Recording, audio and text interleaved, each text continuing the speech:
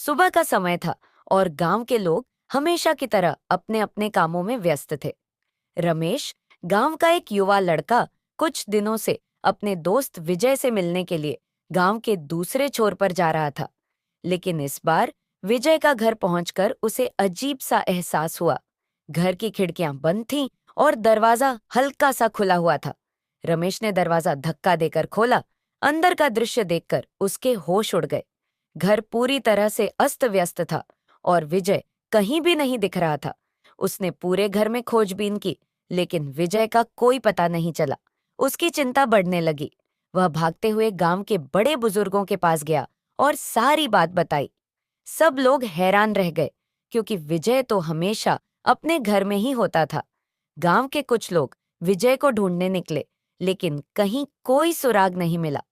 रात गहराती जा रही थी। गांव के लोग धीरे धीरे अपने घरों को लौटने लगे, लेकिन रमेश की चिंता बढ़ती जा रही थी।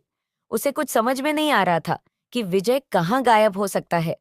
आखिरकार उसने अकेले ही विजय को ढूंढने का फैसला किया और घर से निकल पड़ा। रमेश जंगल की ओर बढ़ने लगा, जहां से अक्सर विजय की बातें सुनने में आती थीं। जंगल के अंदर घना अंधेरा था, लेकिन रमेश ने हिम्मत नहीं हारी।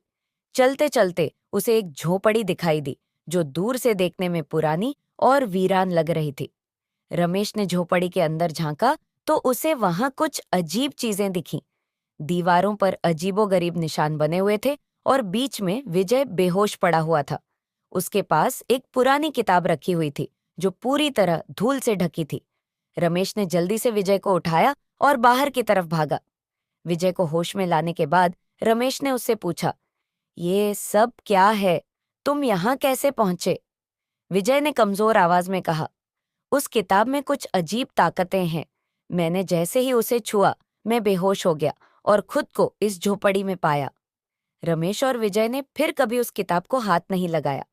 दोनों ने उस झोपड़ी के पास जाने से भी तौबा कर ली, लेकिन अब तक किसी को यह पता नहीं चल सका कि उस किताब की ताकतें क्या थीं और विजय वहां कैसे पहुंचा। कहानी यहीं खत्म होती है, लेकिन उस झोपड़ी की रहस्यमयी शक्तियों का राज अब भी बना हुआ है। इस कहानी में रहस्य और रोमांच का समावेश है, जिसे लोग अपने दोस्तों और परिवार के साथ साझा करके उनमें उत्सुकता जगा सकते हैं।